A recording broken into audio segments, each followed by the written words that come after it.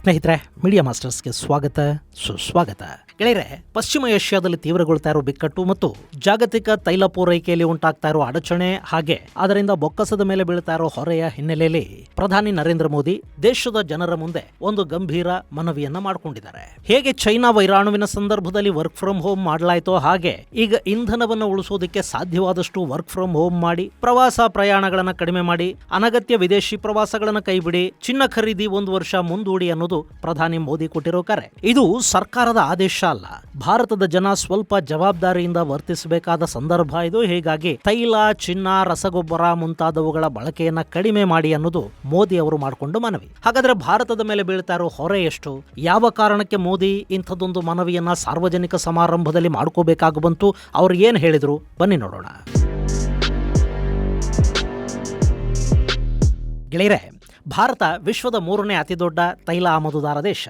ತನ್ನ ಒಟ್ಟು ಕಚ್ಚಾ ತೈಲದ ಅಗತ್ಯ ಏನಿದೆ ಅದರಲ್ಲಿ 85% ಹೆಚ್ಚನ್ನ ಭಾರತ ಆಮದೇ ಮಾಡಿಕೊಳ್ಳುತ್ತೆ. 2024-25ರಲ್ಲಿ ಭಾರತ ಸುಮಾರು 243 ಮಿಲಿಯನ್ ಟನ್ ಅಷ್ಟು ಕಚ್ಚಾ ತೈಲವನ್ನ ಆಮದು ಮಾಡಿಕೊಳ್ತು. ಇದಕ್ಕಾಗಿ $137 ಬಿಲಿಯನ್ ಅಂದ್ರೆ ಭಾರತೀಯ ಕರೆನ್ಸಿಯಲ್ಲಿ ಸುಮಾರು 11.5 ಲಕ್ಷ ಕೋಟಿ ರೂಪಾಯಿಗಳಷ್ಟು ಹಣವನ್ನ ಖರ್ಚು ಮಾಡಬೇಕಾಗಿ ಬಂತು. ಕಳೆದ ವರ್ಷದವರೆಗೆ ನಮಗೆ ರಷ್ಯಾದಿಂದ ಡಿಸ್ಕೌಂಟ್ ಬೆಲೆಯಲ್ಲಿ ತೈಲ ಸಿಗ್ತಾ ಇತ್ತು. ತೈಲ ಸಮಸ್ಯೆ ದೊಡ್ಡ ಮಟ್ಟದಲ್ಲೇನಿರಲಿಲ್ಲ. ಆದ್ರೆ ಈ ವರ್ಷದ ಪರಿಸ್ಥಿತಿ ಹಾಗಿಲ್ಲ. ಪಶ್ಚಿಮ ಏಷ್ಯಾದಲ್ಲಿ ಪರಿಸ್ಥಿತಿ ಕೆಟ್ಟಿದೆ. ಹಾರ್ಮೋಜ್ ಅನ್ನ ಮುಚ್ಚಿದ್ದಾರೆ.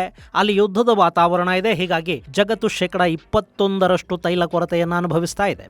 21% ಕೊರತೆ ಅಂದ ಕೂಡಲೇ ಅಲ್ಲಿ ಸಹಜವಾಗಿ ತೈಲದ ಬೇಡಿಕೆ ಹೆಚ್ಚಾಗುತ್ತೆ ಮತ್ತು ಬೆಲೆ ಕೂಡ ಹೆಚ್ಚಾಗುತ್ತೆ. ಗೆಳೆಯರೆ, ರಷ್ಯಾದಿಂದ ಭಾರತ ತೈಲವನ್ನ ಆಮದು ಮಾಡಿಕೊಳ್ತಾ ಇದ್ದಾಗ ಕೂಡ ನಮಗೆ 30% ತೈಲ ರಷ್ಯಾದಿಂದ ಬರ್ತಾ ಇತ್ತು.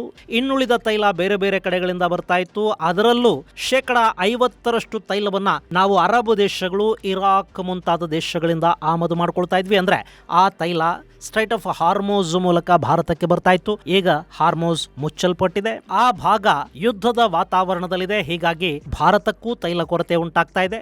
ಇಷ್ಟು ದಿನ $70ಗೆ 1 ಬ್ಯಾರಲ್ನಂತೆ ಸಿಗ್ತಾ ಇದ್ದ ಕಚ್ಚಾ ತೈಲದ ಬೆಲೆ ಈಗ $100 ಅನ್ನ ದಾಟಿದೆ. ಮೊನ್ನೆ ಮಾರ್ಚ್ ತಿಂಗಳಲ್ಲಿ ಅದು $120 ಅನ್ನು ಕೂಡ ಕ್ರಾಸ್ ಮಾಡ್ತು. ಸೊ ಏನಿಲ್ಲ ಅಂದ್ರೂ ಕ್ರೂಡ್ ಆಯಿಲ್ನ ಬೆಲೆ ಈಗ 45% ಹೆಚ್ಚಾಗಿದೆ. ಇದರ ಪರಿಣಾಮ ಆಮದು ವೆಚ್ಚ ಸುಮಾರು $56-64 ಬಿಲಿಯನ್ ನಷ್ಟು ಹೆಚ್ಚಾಗುತ್ತೆ. ಕಳೆದ ವರ್ಷಕ್ಕಿಂತ ಈ ವರ್ಷ 50-60% ತೈಲ ಬೆಲೆ ಹೆಚ್ಚಾದ್ರೆ ಅದರ ಹೊರೆ ದೇಶದ ವಿದೇಶಿ ವಿನಿಮಯ ಭಂಡಾರದ ಮೇಲೆ ಬೀಳ್ತಾ ಹೋಗುತ್ತೆ. ಇನ್ನು ತೈಲ ಬೆಲೆ ಹೆಚ್ಚಾಗೋದು ಅಂದ್ರೆ ಬರೀ ತೈಲ ಬೆಲೆ ಮಾತ್ರ ಹೆಚ್ಚಾಗೋದಲ್ಲ. ನಾವು ಬಳಸೋ ಪ್ರತಿಯೊಂದು ವಸ್ತುವಿನ ಬೆಲೆ ಕೂಡ ತೈಲ ಬೆಲೆಯ ಮೇಲೆ ಆಧಾರ ಪಟ್ಟಿರುತ್ತೆ. ಇಲ್ಲಿ ತೈಲ ಬೆಲೆ ಏರಿಕೆ ಆದ ಕೂಡಲೇ ಟ್ರಾನ್ಸ್ಪೋರ್ಟೇಷನ್ ವೆಚ್ಚ ಹೆಚ್ಚಾಗುತ್ತೆ. ಅದನ್ನ ಮಾರಾಟಗಾರರು ಸರಕಿನ ಬೆಲೆಯ ಮೇಲೆ ಹಾಕ್ತಾರೆ. ಅಲ್ಲಿಗೆ ನಾವು ಖರೀದಿ ಮಾಡುವ ಹಣ್ಣು, ತರಕಾರಿ, ಧಾನ್ಯ, ಔಷಧ ಹೀಗೆ ಪ್ರತಿಯೊಂದರ ಬೆಲೆ ಕೂಡ ಹೆಚ್ಚಾಗ್ತಾ ಹೋಗುತ್ತೆ. ಹೀಗೆ ಆಮದಿನ ಕಾರಣಕ್ಕೆ ಬೆಲೆ ಹೆಚ್ಚಳ ಮತ್ತು ಹಣದುಬ್ಬರ ಉಂಟಾಗುತ್ತಲ್ಲ, ಇದನ್ನ ಇಂಪೋರ್ಟೆಡ್ ಇನ್ಫ್ಲೇಷನ್ ಅಂತ ಕರೀತಾರೆ. ಅದು ನಮ್ಮಲ್ಲಿ ಮುಂದೆ ಹೆಚ್ಚಾಗ್ತಾ ಹೋಗುತ್ತೆ. ಇನ್ನು ನಮ್ಮಲ್ಲಿ ಅಂದ್ರೆ ಭಾರತದಲ್ಲಿ ಬೇರೆ ಬೇರೆ ದೇಶಗಳಿಗೆ ಹೋಲಿಸಿದ್ರೆ ಇನ್ನೂ ಕೂಡ ತೈಲ ಬೆಲೆಯನ್ನ ದೊಡ್ಡ ಮಟ್ಟದಲ್ಲಿ ಏರಿಸಿಲ್ಲ. ಅಂದ್ರೆ ಗ್ರಾಹಕರ ಜೇಬಿಗೆ ದೊಡ್ಡ ಹೊರೆ ಬೀಳದಂತೆ ಸರ್ಕಾರ ಇದುವರೆಗೆ ನೋಡಿಕೊಂಡಿದೆ ಮತ್ತು ಆ ಹೊರೆಯನ್ನ ತೈಲ ಉತ್ಪಾದಕ ಕಂಪನಿಗಳೇ ಈಗ ಅನುಭವಿಸ್ತಾ ಇವೆ. ಈಗಾಗಲೇ ಅವರ ನಷ್ಟದ ಮೊತ್ತ 1 ಲಕ್ಷ ಕೋಟಿಯನ್ನ ತಲುಪ್ತಾ ಇದೆ. ಇದು ಹೆಚ್ಚು ದಿನ ಹೀಗೆ ಮುಂದುವರಿಯೋದಕ್ಕೆ ಸಾಧ್ಯ ಇಲ್ಲ. ಒಂದು, ಪಶ್ಚಿಮ ಏಷ್ಯಾದ ಸಂಘರ್ಷ ಮುಗಿದು ಬೆಲೆಗಳು ಸಹಜ ಸ್ಥಿತಿಗೆ ಬಂದು ಭಾರ ಕಡಿಮೆ ಆಗಬೇಕು, ಅಥವಾ ನಾವು ಬಳಕೆ ಮಾಡೋ ತೈಲದ ಪ್ರಮಾಣವನ್ನ ಕಡಿಮೆ ಮಾಡಿ ಆ ನಷ್ಟದ ಹೊರೆಯನ್ನ ಕಡಿಮೆ ಮಾಡಬೇಕು. ಸದ್ಯಕ್ಕೆ ಪಶ್ಚಿಮ ಏಷ್ಯಾದ ಸಂಘರ್ಷ ಮುಗಿಸೋದು ನಮ್ಮ ಕೈಲಿಲ್ಲ. ಹೀಗಾಗಿ ತೈಲ ಬೆಲೆಯನ್ನ ಸ್ವಲ್ಪ ಮಟ್ಟಿಗೆ ಕಡಿಮೆ ಮಾಡೋದಕ್ಕೆ ಜನ ಮುಂದಾಗಬೇಕು. ಅದನ್ನೇ ಪ್ರಧಾನಿ ಹೇಳಿದ್ದಾರೆ. ಗೆಳೆಯರೆ, ಇಲ್ಲಿ ತೈಲ ಬೆಲೆ ಬ್ಯಾರಲ್ಗೆ $120ಗೆ ಏರಿಕೆ ಆಗೋ ಸಾಧ್ಯತೆಗಳು ಕೂಡ ಕಾಣ್ತಾ ಇವೆ. ಹಾಗೇನಾದ್ರೂ ಆದ್ರೆ ಭಾರತದ ತೈಲ ವ್ಯಾಪಾರದ ಬಿಲ್ $220 ಬಿಲಿಯನ್ ಅನ್ನ ದಾಟೋ ಸಾಧ್ಯತೆ ಇರುತ್ತೆ. ಸೊ ತೈಲ ಬಳಕೆಯನ್ನ ಕಡಿಮೆ ಮಾಡಿದ್ರೆ ಆಮದು ಕಡಿಮೆ ಆಗುತ್ತೆ. ಈ ಮೂಲಕ ದೇಶದ ಖಜಾನೆ ಮೇಲೆ ಬೀಳುವ ಫಾರೆಕ್ಸ್ ಒತ್ತಡ ಮತ್ತು ನಮ್ಮ ವಿದೇಶಿ ವ್ಯಾಪಾರ ಕೊರತೆ ಎರಡೂ ಕೂಡ ಕಡಿಮೆಯಾಗಿ ಡಾಲರ್ ಎದುರು ನಮ್ಮ ರೂಪಾಯಿಯ ಆರೋಗ್ಯವನ್ನು ಕಾಪಾಡಿಕೊಳ್ಳೋದಕ್ಕೆ ಸಾಧ್ಯ ಆಗುತ್ತೆ. ಇನ್ನು ಎರಡನೆಯದು ಚಿನ್ನ. ಚಿನ್ನ ಅನ್ನೋದು ಭಾರತದ ಶಕ್ತಿಯೂ ಹೌದು, ದೌರ್ಬಲ್ಯವೂ ಹೌದು. ಇವತ್ತು ಇಡೀ ವಿಶ್ವದ ಅತಿದೊಡ್ಡ ಚಿನ್ನದ ಗ್ರಾಹಕ ದೇಶಗಳಲ್ಲಿ ಭಾರತ ಕೂಡ ಒಂದು. ನಮ್ಮಲ್ಲಿ ಚಿನ್ನ ಉತ್ಪಾದನೆ ಅತ್ಯಂತ ಕಡಿಮೆ, ಆದರೆ ಆಮದು ಹೆಚ್ಚು. 2024-25ರಲ್ಲಿ ಸುಮಾರು 2142.9 ಮೆಟ್ರಿಕ್ ಟನ್ ಚಿನ್ನವನ್ನು ಭಾರತ ಆಮದು ಮಾಡಿಕೊಳ್ತು. ಇದರ ಮೌಲ್ಯ $132 ಬಿಲಿಯನ್, ಅಂದ್ರೆ ಭಾರತೀಯ ಕರೆನ್ಸಿಲಿ ಸುಮಾರು 11 ಲಕ್ಷ ಕೋಟಿ. ಇನ್ನು 2022-23ರಲ್ಲಿ ನಾವು ಬರೀ $35 ಬಿಲಿಯನ್ ನಷ್ಟು ಚಿನ್ನವನ್ನು ಮಾತ್ರ ಆಮದು ಮಾಡಿಕೊಂಡಿದ್ವಿ. ಅದು 24-25ರಲ್ಲಿ ಸುಮಾರು 3 ಪಟ್ಟು ಹೆಚ್ಚಾಯಿತು. ಅದಕ್ಕೆ ಚಿನ್ನದ ಬೆಲೆಯಲ್ಲಿ ಉಂಟಾದ ಏರಿಕೆ ಕೂಡ ಒಂದು ಕಾರಣ. ಇನ್ನು 24-25ರ ಮೊದಲ 9 ತಿಂಗಳಲ್ಲಿ, ಅಂದ್ರೆ ಏಪ್ರಿಲ್ನಿಂದ ಡಿಸೆಂಬರ್ ವರೆಗೆ ಭಾರತ $48.5 ಬಿಲಿಯನ್ ನಷ್ಟು ಚಿನ್ನ ಮತ್ತು $3.39 ಬಿಲಿಯನ್ ನಷ್ಟು ಬೆಳ್ಳಿಯನ್ನ ಆಮದು ಮಾಡಿಕೊಳ್ತು. ಈ ಚಿನ್ನ ಆಮದು ದೇಶದ ವಿದೇಶಿ ವಿನಿಮಯ ಸಂಗ್ರಹದ ಮೇಲೆ ಭಾರಿ ಒತ್ತಡ ಬೀಳೋ ಹಾಗೆ ಮಾಡುತ್ತೆ. ಇಲ್ಲಿ ಪೆಟ್ರೋಲ್ ಡೀಸೆಲ್ ಮೇಲೆ ಖರ್ಚಾಗುವ ಹಣ ಇದೆ ನೋಡಿ, ಅದು ನಮಗೆ ಉತ್ಪಾದನಾ ವಲಯವನ್ನು ಉತ್ತೇಜಿಸುವ ಮೂಲಕ ಒಂದಷ್ಟರ ಮಟ್ಟಿಗೆ ಉತ್ಪಾದನಾ ವೆಚ್ಚ ಅಂತ ಅನ್ನಿಸ್ಕೊಳ್ಳುತ್ತೆ, ಲಾಭವನ್ನು ಕೂಡ ಕೊಡುತ್ತೆ. ಆದ್ರೆ ಚಿನ್ನ ಅನ್ನೋದು ಹಾಗಲ್ಲ, ಅದು ನಿಷ್ಕ್ರಿಯ ಆಸ್ತಿ. ನಮ್ಮಲ್ಲಿ ಒಂದ್ಸರಿ ಚಿನ್ನ ಖರೀದಿ ಮಾಡಿದ್ರೆ ಅದನ್ನ ತಗೊಂಡು ಹೋಗಿ ಮನೆಗಳಲ್ಲಿ ಭದ್ರಪಡಿಸ್ತೀವಿ, ನಮ್ಮ ಆಪತ್ಕಾಲಕ್ಕದು ಬರುತ್ತೆ ಅನ್ನೋ ಭರವಸೆ. ಆದ್ರೆ ಆ ಚಿನ್ನ ನಿಷ್ಕ್ರಿಯವಾಗಿ ಆಭರಣಗಳ ರೂಪದಲ್ಲಿ ಕಪಾಟಗಳಲ್ಲಿ ಬಿದ್ದು ಬಿಡುತ್ತೆ. ಆದ್ರೆ ಚಿನ್ನವನ್ನ ಆಮದು ಮಾಡಿಕೊಳ್ಳೋದಕ್ಕೆ ಮಾತ್ರ ನಾವು ಪ್ರತಿ ವರ್ಷ ಡಾಲರ್ಗಳಲ್ಲಿ ಹಣವನ್ನ ಕೊಡ್ತಲೇ ಇರಬೇಕಾಗಿ ಬರುತ್ತೆ. ಇನ್ನು ಈಗ ಅಂದ್ರೆ ಯುದ್ಧ, ಹಾಗೆ ಅಮೆರಿಕದ ಅತಂತ್ರ ನಿಲುವುಗಳು ಮತ್ತು ಚೈನಾದ ಒಂದಷ್ಟು ಕುತಂತ್ರಗಾರಿಕೆಗಳು, ಇವೆಲ್ಲ ಚಿನ್ನದ ಬೆಲೆಯನ್ನ ಅಂತಾರಾಷ್ಟ್ರೀಯ ಮಟ್ಟದಲ್ಲಿ ಯದ್ವಾ ತದ್ವಾ ಏರಿಕೆ ಆಗೋ ಹಾಗೆ ಮಾಡ್ತಾ ಇವೆ. ಹೀಗಾಗಿ ಚಿನ್ನದ ಮೇಲಿನ ಹೂಡಿಕೆಯನ್ನ 1 ವರ್ಷದಷ್ಟು ಕಾಲ ನಿಲ್ಲಿಸಿ ಅಂತ ಪ್ರಧಾನಿ ಮನವಿ ಮಾಡಿದ್ದಾರೆ. ಈ ಹಿಂದೆ ದೇಶಕ್ಕೆ ಕಷ್ಟ ಬಂತು ಅಂದಾಗ ಚಿನ್ನವನ್ನ ಜನ ದಾನ ಮಾಡಿದ್ದಿದೆ. ಈಗ ಅದರ ಅಗತ್ಯ ಇಲ್ಲ. ಆದ್ರೆ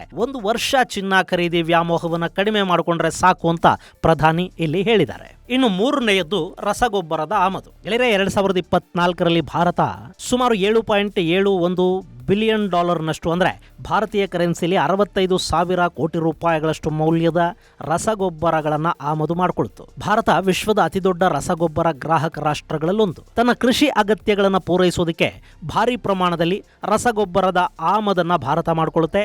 ಯೂರಿಯಾ ಆಮದಿನ 46% ಒಮನ್ನಿಂದ ಬರುತ್ತೆ. ಸೌದಿ ಅರೇಬಿಯಾ ಮತ್ತು ರಷ್ಯಾಗಳಿಂದ ಭಾರತದ ಒಟ್ಟು ರಸಗೊಬ್ಬರದ ಆಮದೇನಿದೆ ಅದರ ಪೈಕಿ 25%ಕ್ಕಿಂತ ಹೆಚ್ಚು ಬರುತ್ತೆ. ಸದ್ಯಕ್ಕೆ ಜಗತ್ತು ತೈಲ ಸಮಸ್ಯೆಯನ್ನ ಹೇಗೆ ಅನುಭವಿಸ್ತಾ ಇದೆಯೋ ಹಾಗೆ ರಸಗೊಬ್ಬರಗಳ ಸಮಸ್ಯೆಯನ್ನ ಕೂಡ ಅನುಭವಿಸೋದಕ್ಕೆ ಶುರು ಮಾಡಿದೆ. ಅದಕ್ಕೆ ಕಾರಣ ಕೂಡ ಪಶ್ಚಿಮ ಏಷ್ಯಾದಲ್ಲಿ ನಡೀತಿರೋ ಯುದ್ಧ. ನಮಗೆ ಸ್ಟ್ರೈಟ್ ಆಫ್ ಹಾರ್ಮೋಸ್ನಿಂದ ದೊಡ್ಡ ಪ್ರಮಾಣದಲ್ಲಿ ರಸಗೊಬ್ಬರಗಳು ಬರ್ತಾ ಇತ್ತು. ಈಗ ಅದನ್ನ ಮುಚ್ಚಿರೋದ್ರಿಂದ ಆಮದಿನ ಪ್ರಮಾಣ ಕಡಿಮೆ ಆಗುತ್ತೆ. ಹೀಗಾಗಿ ಬೇರೆ ಬೇರೆ ದೇಶಗಳಿಂದ ಭಾರತ ರಸಗೊಬ್ಬರಗಳನ್ನು ಆಮದು ಮಾಡ್ಕೋಬೇಕು. ಅದರ ಬೆಲೆ ಹೆಚ್ಚಾಗ್ತಾ ಇದೆ, ಜೊತೆಗೆ ಟ್ರಾನ್ಸ್ಪೋರ್ಟೇಷನ್ ವೆಚ್ಚದ ಹೊರೆ ಕೂಡ ಬೀಳ್ತಾ ಇದೆ. ಇದು ಆರ್ಥಿಕ ಹೊರೆ. ಆದ್ರೆ ಹೆಚ್ಚಿನ ಪ್ರಮಾಣದಲ್ಲಿ ರಸಗೊಬ್ಬರಗಳನ್ನು ಬಳಸೋದ್ರಿಂದ ನೆಲ ಹಾಗೂ ಮಣ್ಣಿನ ಆರೋಗ್ಯ ಕೂಡ ಹಾಳಾಗಿ ಹೋಗುತ್ತೆ. ಈ ರಸಗೊಬ್ಬರಗಳ ಮೇಲಿನ ಡಿಪೆಂಡೆನ್ಸಿ ಅನ್ನೋದು ಹೇಗೆ ಅಂದ್ರೆ, ನೆಲಕ್ಕೆ ನಾವು ಒಮ್ಮೆ ರಸಗೊಬ್ಬರಗಳನ್ನ ಕೊಡೋದನ್ನ ಅಭ್ಯಾಸ ಮಾಡಿಸ್ತಾ ಹೋದಷ್ಟು ಪ್ರತಿ ವರ್ಷ ಅದರ ಕ್ವಾಂಟಿಟಿಯನ್ನು ಕೂಡ ಹೆಚ್ಚು ಮಾಡ್ತಾ ಹೋಗಬೇಕಾಗತ್ತೆ. ಅದು ನೆಲಕ್ಕೊಂಥರ ಅಡಿಕ್ಷನ್ ಇದ್ದ ಹಾಗೆ, ಅಥವಾ ನೆಲದ ಮಣ್ಣಿನ ಸತ್ವವನ್ನ ಆ ರಸಗೊಬ್ಬರಗಳು ತಿಂದು ಹಾಕುತ್ತವೆ. ಹೀಗಾಗಿ ರಸಗೊಬ್ಬರಗಳ ಬಳಕೆಯನ್ನ ಕಡಿಮೆ ಮಾಡಿ ಪ್ರಾಕೃತಿಕ ಕೃಷಿಯನ್ನ ಅಳವಡಿಸಿಕೊಳ್ಳಿ ಅಂತ ಇಲ್ಲಿ ಪ್ರಧಾನಿ ಕರೆ ಕೊಟ್ಟಿದ್ದಾರೆ. ಇದರಿಂದ ಫಾರೆಕ್ಸ್ ನ ಉಳಿತಾಯನೂ ಆದಂತಾಗುತ್ತೆ. ಜೊತೆಗೆ ನಾವು ತಿನ್ನೋ ಆಹಾರ ಮತ್ತು ಅದನ್ನ ಬೆಳೆಯುವ ನೆಲ ಎರಡೂ ಕೂಡ ಆರೋಗ್ಯಪೂರ್ಣವಾಗೋದಕ್ಕೆ ಇದು ಅವಕಾಶವನ್ನ ಮಾಡಿಕೊಡುತ್ತೆ. ಇನ್ನು 4ನೇಯದು ಅಡುಗೆ ಎಣ್ಣೆಯ ಆಮದು. ಗೆಳೆಯರೆ, ನಾವು ಬಳಸ್ತಾ ಇದೀವಲ್ಲ ತಿನ್ನುವ ಎಣ್ಣೆ ಅಥವಾ ಅಡುಗೆ ಎಣ್ಣೆ, ಅದರ ಪೈಕಿ 60% ನಾವು ಆಮದು ಮಾಡಿಕೊಳ್ತಾ ಇದ್ದೀವಿ. ವಿಶ್ವದ ಅತಿ ದೊಡ್ಡ ಅಡುಗೆ ಎಣ್ಣೆ ಆಮದು ರಾಷ್ಟ್ರಗಳ ಪೈಕಿ ಭಾರತ ಒಂದು. 2025-26ರಲ್ಲಿ 16.5 ಮಿಲಿಯನ್ ಟನ್ ಅಷ್ಟು ಅಡುಗೆ ಎಣ್ಣೆ ಆಮದಾಗಲಿದೆ ಅಂತ ಅಂದಾಜು ಮಾಡಲಾಗಿದೆ. ಸರ್ಕಾರ ಎಣ್ಣೆ ಬೀಜಗಳ ಉತ್ಪಾದನೆ ಮತ್ತು ಅಡುಗೆ ಎಣ್ಣೆಯ ಉತ್ಪಾದನೆಯನ್ನ ಹೆಚ್ಚಿಸೋದಕ್ಕೆ ಸುಮಾರು 21,000 ಕೋಟಿ ರೂಪಾಯಿಗಳಷ್ಟು ಹಣವನ್ನ ಹೂಡಿಕೆ ಕೂಡ ಮಾಡ್ತಾ ಇದೆ. ಇಷ್ಟಾದ್ರೂ ಭಾರತದಲ್ಲಿ ಎಣ್ಣೆ ಕಾಳುಗಳ ಬೆಳೆಯನ್ನ ಹೆಚ್ಚು ಮಾಡೋದಕ್ಕೆ ಮತ್ತು ನಮಗೆ ಬೇಕಾದ ಅಡುಗೆ ಎಣ್ಣೆಯನ್ನ ನಮ್ಮಲ್ಲೇ ಸಂಪೂರ್ಣವಾಗಿ ತಯಾರು ಮಾಡ್ಕೊಳ್ಳೋದಕ್ಕೆ ಸಾಧ್ಯ ಆಗಿಲ್ಲ. ಮಲೇಷ್ಯಾದಿಂದ ನಾವು ಪಾಮ್ ಆಯಿಲ್ ತರಿಸ್ಕೋತೀವಿ, ಯುಕ್ರೇನ್ನಿಂದ ನಾವು ಸನ್ಫ್ಲವರ್ ಆಯಿಲ್ ಅಂದ್ರೆ ಸೂರ್ಯಕಾಂತಿ ಎಣ್ಣೆಯನ್ನ ತರಿಸ್ಕೋತಾ ಇದ್ವಿ. ಈಗ ಅದನ್ನ ರಷ್ಯಾದಿಂದ ಹಾಗೆ ಅರ್ಜೆಂಟೀನಾದಿಂದ ದೊಡ್ಡ ಪ್ರಮಾಣದಲ್ಲಿ ಈಗ ಆಮದು ಮಾಡ್ಕೋತಾ ಇದ್ದೀವಿ. ಅಮೆರಿಕಾದಿಂದ ಆಲಿವ್ ಆಯಿಲ್ ಬರ್ತಾ ಇದೆ. ಹೀಗೆ ಒಟ್ಟಾರೆ ಭಾರತದಲ್ಲಿ ಅಡುಗೆಗೆ ಬಳಸುವ 60% ಹೊರ ದೇಶಗಳಿಂದಲೇ ನಮಗೆ ಬರ್ತಾ ಇದೆ. ಹಾಗಂತ ಈ ಎಣ್ಣೆಯ ಬಳಕೆ ನಮ್ಮನ್ನ ಆರೋಗ್ಯವಾಗಿಡ್ತಾ ಇದೆಯಾ ಅಂದ್ರೆ ಒಬೆಸಿಟಿಗೆ ಕೂಡ ಇದು ಕಾರಣ ಆಗ್ತಾ ಇದೆ. ಇತ್ತೀಚೆಗೆ ಭಾರತ ಅನುಭವಿಸ್ತಾ ಇರೋ ದೊಡ್ಡ ಆರೋಗ್ಯ ಸಮಸ್ಯೆಗಳ ಪೈಕಿ ಒಂದು ಒಬೆಸಿಟಿ. ಹೀಗಾಗಿ ಎಣ್ಣೆಯ ಬಳಕೆಯನ್ನ ನಾವು 10% ಕಡಿಮೆ ಮಾಡಿದ್ರೂ ಕೂಡ ದೇಶದ ಆರ್ಥಿಕ ಆರೋಗ್ಯದ ಜೊತೆಗೆ ನಮ್ಮ ಆರೋಗ್ಯ ಕೂಡ ಸುಧಾರಣೆ ಆಗುತ್ತೆ. ಹೀಗಾಗಿ ಇವತ್ತಲ್ಲ ಸಾಕಷ್ಟು ದಿನಗಳಿಂದಲೂ ಭಾರತದ ಪ್ರಧಾನಿ ಮೋದಿ ಅಡುಗೆ ಎಣ್ಣೆಯ ಬಳಕೆಯನ್ನ ಕಡಿಮೆ ಮಾಡಿ ಅಂತ ಹೇಳ್ತಲೇ ಬರ್ತಾ ಇದ್ದಾರೆ. ಈಗ ಮತ್ತೊಮ್ಮೆ ಅದನ್ನ ಜನಕ್ಕೆ ನೆನಪು ಮಾಡಿಕೊಡ್ತಾ ಇದ್ದಾರೆ. ಇನ್ನು ಇಲ್ಲಿ ಈ ರಸಗೊಬ್ಬರಗಳು, ಕಚ್ಚಾ ತೈಲ, ಚಿನ್ನ, ಅಡುಗೆ ಎಣ್ಣೆ ಇವುಗಳ ಆಮದಿದೆಯಲ್ಲ, ಅದರಿಂದ ಭಾರತ 2024-25ರಲ್ಲಿ ಖರ್ಚು ಮಾಡಿದ ಮೊತ್ತ ಎಷ್ಟು ಅನ್ನೋದನ್ನ ನಾವು ನೋಡೋದಾದ್ರೆ, ಕಚ್ಚಾ ತೈಲ ಮತ್ತು ಪೆಟ್ರೋಲ್ಗಾಗಿ 2024-25ರಲ್ಲಿ $137 ಬಿಲಿಯನ್ ಹಣವನ್ನು ಭಾರತ ಖರ್ಚು ಮಾಡಿದೆ. ಚಿನ್ನ ಖರೀದಿಗೆ $132 ಬಿಲಿಯನ್, ಹಾಗೆ ರಸಗೊಬ್ಬರಗಳಿಗಾಗಿ $7.7 ಬಿಲಿಯನ್, ಅಡುಗೆ ಎಣ್ಣೆಗಾಗಿ 15-18 ಬಿಲಿಯನ್ ನಷ್ಟು ಹಣವನ್ನು ಖರ್ಚು ಮಾಡಲಾಗಿದೆ. ಇದು ಒಟ್ಟು $290 ಬಿಲಿಯನ್. ಇದು 2024-25ರ ಲೆಕ್ಕ. ಈಗ ಅಂದ್ರೆ 25-26ರಲ್ಲಿ ಇದು ಸರಿಸುಮಾರು $400 ಬಿಲಿಯನ್ ಮುಟ್ಟುವ ಸಾಧ್ಯತೆಗಳಿರುತ್ತವೆ. ಅದಕ್ಕೆ ಕಾರಣ ಚಿನ್ನ ಮತ್ತು ಕಚ್ಚಾ ತೈಲದ ಬೆಲೆಯಲ್ಲಿ ಉಂಟಾಗಿರುವ ಏರಿಕೆ. ಗೆಳೆಯರೆ, ನಮ್ಮ ಒಟ್ಟು ವಿದೇಶಿ ವಿನಿಮಯ ಸಂಗ್ರಹ $640-660 ಬಿಲಿಯನ್. ಅದರಲ್ಲಿ ಸುಮಾರು ಅರ್ಧದಷ್ಟನ್ನ ಪ್ರತಿ ವರ್ಷ ಈ ವಸ್ತುಗಳ ಆಮದು ತಿಂದು ಹಾಕುತ್ತೆ. ಇನ್ನು 26 ಅಂದ್ರೆ ಈ ವರ್ಷ ಸುಮಾರು 3/4 ಭಾಗದಷ್ಟು ವಿದೇಶಿ ವಿನಿಮಯ ಸಂಗ್ರಹ ಈ ರಸಗೊಬ್ಬರ, ಅಡುಗೆ ಎಣ್ಣೆ, ಚಿನ್ನ ಮತ್ತು ಕಚ್ಚಾ ತೈಲದ ಆಮದಿಗಾಗಿ ಖರ್ಚಾಗತ್ತೆ. ಗೆಳೆಯರೆ, ಇಲ್ಲಿ ನಿಮಗೊಂದು ಸಣ್ಣ ಲೆಕ್ಕ ಕೊಡ್ತೀನಿ ಕೇಳಿ. 2025-26ನೇ ಸಾಲಲ್ಲಿ ಭಾರತದ ಸರಕುಗಳ ಎಕ್ಸ್ಪೋರ್ಟ್ ಮತ್ತು ಇಂಪೋರ್ಟ್ ಲೆಕ್ಕವನ್ನು ನಾವು ನೋಡಿದ್ರೆ, ಅದರಲ್ಲಿ ನಾವು ಎಕ್ಸ್ಪೋರ್ಟ್ ಮಾಡಿರೋದು ಅಂದ್ರೆ ಭಾರತ ರಫ್ತು ಮಾಡಿರೋದು ಸುಮಾರು $442 ಬಿಲಿಯನ್ ಮೌಲ್ಯದ ವಸ್ತುಗಳನ್ನ. ಇದರಲ್ಲಿ ನಮ್ಮ ಸರ್ವಿಸ್ ಇಂಡಸ್ಟ್ರಿಯನ್ನ ನಾನು ಸೇರಿಸ್ತಾ ಇಲ್ಲ. ಇದು ಕೇವಲ ವಸ್ತುಗಳನ್ನ ಎಕ್ಸ್ಪೋರ್ಟ್ ಮಾಡಿರೋ ಲೆಕ್ಕ. ಇನ್ನು ನಾವು ವಿದೇಶಗಳಿಂದ ಆಮದು ಮಾಡಿಕೊಂಡಿರೋ ವಸ್ತುಗಳಿವೆ ನೋಡಿ, ಅದರ ಮೊತ್ತ $775 ಬಿಲಿಯನ್. ಅಲ್ಲಿಗೆ ನಮ್ಮ ಟ್ರೇಡ್ ಡೆಫಿಸಿಟ್ ಅಂದ್ರೆ ವ್ಯಾಪಾರ ಕೊರತೆ ಸುಮಾರು $333 ಬಿಲಿಯನ್ ನಷ್ಟಾಗುತ್ತೆ. ಆ $333 ಬಿಲಿಯನ್ ಅಲ್ಲಿ ಸುಮಾರು $300 ಬಿಲಿಯನ್ ಗಳಷ್ಟು ಕೊರತೆ ಬರೀ ರಸಗೊಬ್ಬರ, ಅಡುಗೆ ಎಣ್ಣೆ, ಚಿನ್ನ ಮತ್ತು ಕಚ್ಚಾ ತೈಲದ ಆಮದಿನಿಂದ ಆಗ್ತಾ ಇದೆ. ಹೀಗಾಗಿ ಇವುಗಳ ಆಮದನ್ನು ನಾವು ಕಡಿಮೆ ಮಾಡಿಕೊಂಡ್ರೆ ಭಾರತದ ಬೊಕ್ಕಸದ ಮೇಲಿನ ಹೊರೆ ಕೂಡ ಕಡಿಮೆ ಆಗುತ್ತೆ, ನಮ್ಮ ವ್ಯಾಪಾರದ ಕೊರತೆ ಕಡಿಮೆ ಆಗುತ್ತೆ. ಅದು ಸಾಧ್ಯ ಆಗಬೇಕು ಅಂದ್ರೆ ಅವುಗಳ ಬಳಕೆಯನ್ನ ನಾವು ಸ್ವಲ್ಪ ಮಟ್ಟಿಗೆ ಕಡಿಮೆ ಮಾಡಬೇಕು. 10% ತೈಲ ಬಳಕೆಯನ್ನು ನಾವು ಕಡಿಮೆ ಮಾಡಿದ್ರು ವರ್ಷಕ್ಕೆ $13-14 ಬಿಲಿಯನ್ ಹಣ ಉಳಿತಾಯ ಆಗುತ್ತೆ. ಒಂದು ವರ್ಷ ಚಿನ್ನ ಖರೀದಿ ಮಾಡದೇ ಇದ್ರೆ ಸುಮಾರು $100 ಬಿಲಿಯನ್ ಬೇಡಿಕೆ ಕಡಿಮೆ ಆಗುತ್ತೆ. ಇನ್ನು ರಸಗೊಬ್ಬರಗಳ ಬಳಕೆ ನಮ್ಮಲ್ಲಿ 20% ಕಡಿಮೆ ಆದರೂ ಕೂಡ ಭಾರತಕ್ಕೆ $1.5 ಬಿಲಿಯನ್ ನಷ್ಟು ಉಳಿತಾಯ ಆಗತ್ತೆ.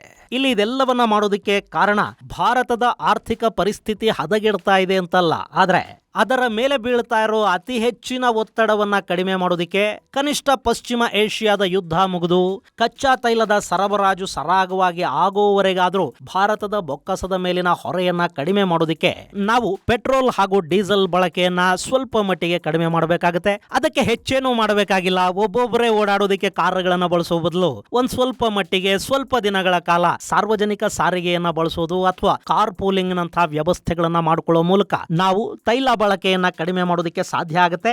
ಅದರ ಜೊತೆಗೆ ವರ್ಕ್ ಫ್ರಮ್ ಹೋಮ್ ಮಾಡಿ ಅಂತ ಪ್ರಧಾನಿ ಸಲಹೆ ಕೊಟ್ಟಿದ್ದಾರೆ. ಅದು ತುಂಬಾ ಪ್ರಾಕ್ಟಿಕಲ್ ಅಂತ ಅನ್ಸೋದಿಲ್ಲ. ಯಾಕೆಂದ್ರೆ ವರ್ಕ್ ಫ್ರಮ್ ಹೋಮ್ ಮಾಡೋದ್ರಿಂದ ಒಂದಷ್ಟರ ಮಟ್ಟಿಗೆ ತೈಲ ಬಳಕೆ ಕಡಿಮೆ ಆಗಬಹುದು. ಆದ್ರೆ ಜನ ಕಚೇರಿಗಳಿಗೆ ಬರದೇ ಇದ್ರೆ ಕೋವಿಡ್ ಕಾಲದಲ್ಲಿ ಉಂಟಾದ ಪರಿಸ್ಥಿತಿ ಮತ್ತೆ ಮರುಕಳಿಸುತ್ತೆ.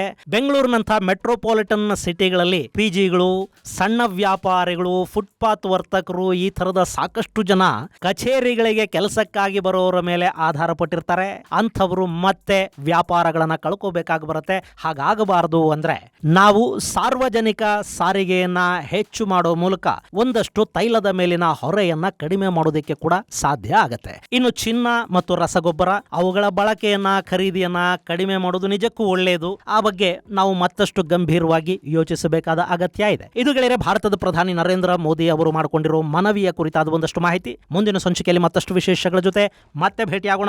ಅಲ್ಲಿವರೆಗೆ ಜೈ ಹಿಂದ್, ಜೈ ಕರ್ನಾಟಕ.